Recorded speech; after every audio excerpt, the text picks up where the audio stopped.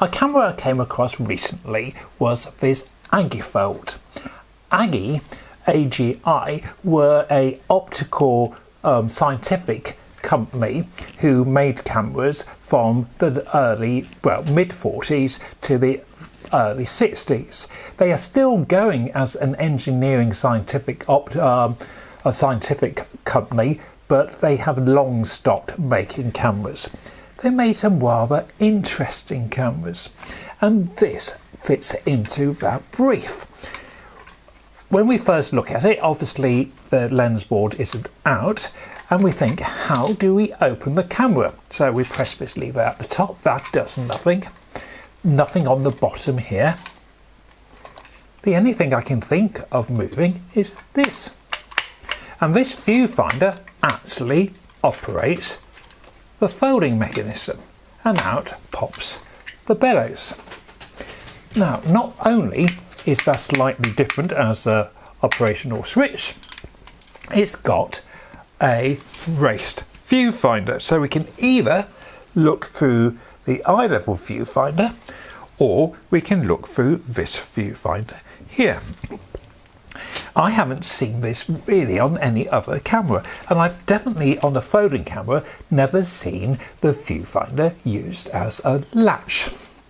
Another slightly odd thing about the camera is it's got two windows. Now, this was often, you did get this in folding cameras when you had a rectangle sometimes rather than the 6x6 format, but this is a green and red. Now, I assume it's to do with a type of film, but I don't know. I think it's the type of film, that one was colour sensitive and one was red sensitive. So I'm not sure about that, but that's what I suppose. The aperture on here is from 4.5 to f32. We've got a little sync for flash here. Obviously it takes 120 film, and to use the camera you have to focus by a guesstimate, and we've got from 4 feet, well, from 3.5 feet to infinity. So we have including 30, 60 and then infinity. Shutter speeds are from bulb up to 1/2 of a second, and that is about it. I have used this camera, and I will confess it wasn't the crispest or sharpest images I've taken. I used it on 1/100th of a second. When I looked at the images, and you will see some here, they look to me like they could have some camera shake.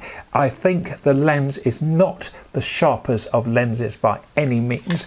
And I also suspect, looking at the camera, and this was a big weakness of folding cameras, when the lens is not completely vertical. And I think there's a little bit of movement on that lens.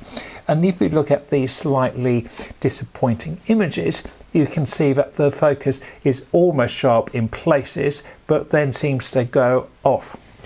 I presume these were sort of snapshot type cameras, although some of the features on would be heading towards a slightly more sophisticated image, but I have tried these cameras out before and I got a very similar results.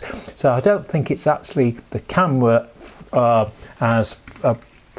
I think it's the whole model range basically are not the sharpest cameras. However, as a design interest, it is interesting, it is fun to use, they are quite aesthetic in appearance. As I said, this camera I think dates, this was one of the early ones and dates from about 1948. Some of the later cameras had rangefinders on and even extinction light meters on. They are not expensive to collect. I think I paid about £8 for this one.